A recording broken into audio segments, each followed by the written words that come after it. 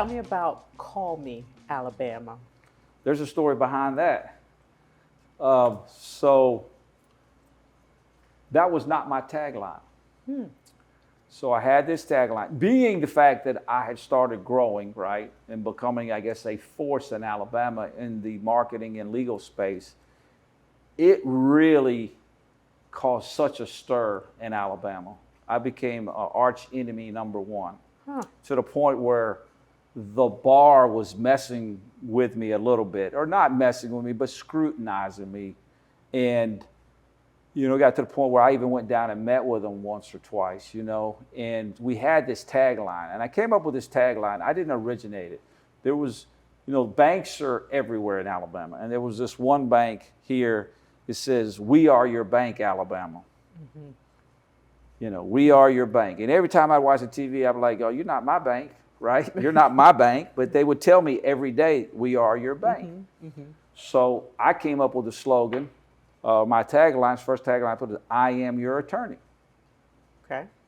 And so, long story short, it was really good for a couple of years. But it caused a big stir in Alabama. So I had to go meet with the bar about it. And the bar basically told me that I couldn't use that tagline. And I said, "Why not?"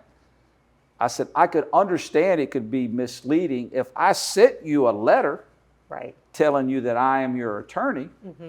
Maybe that is confusing.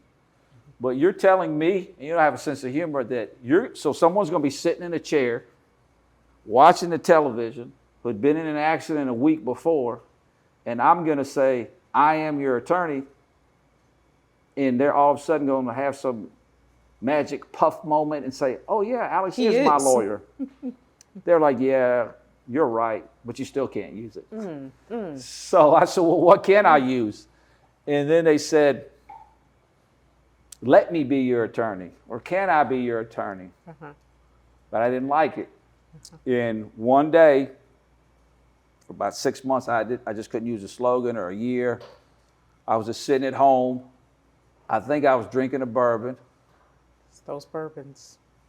I was looking at the stars in the sky, and just out of nowhere, the "Call Me Alabama" just entered my mind. Wow.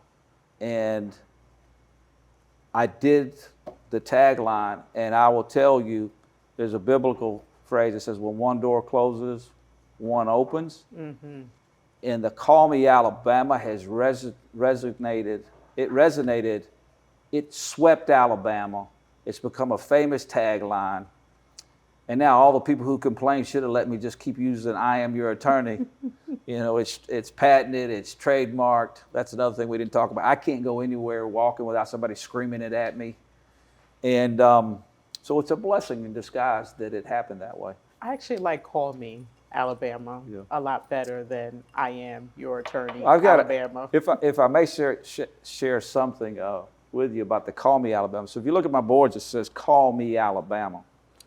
Well, another aspect that I think is funny, and I wasn't even aware of this, was that it is driving every English teacher in the state of Alabama crazy. Why is that? Because after the word "Call Me Alabama," the way I'm saying it, you're supposed to put a comma after the "me," because if you don't put a comma, you're telling them to call me personally as my name, Alabama.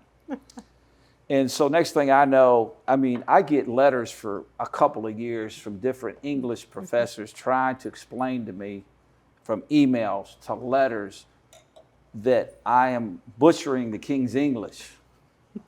And I'm like, I know, and I don't care. And I'm not changing it, because I don't like the way it looks with a comma.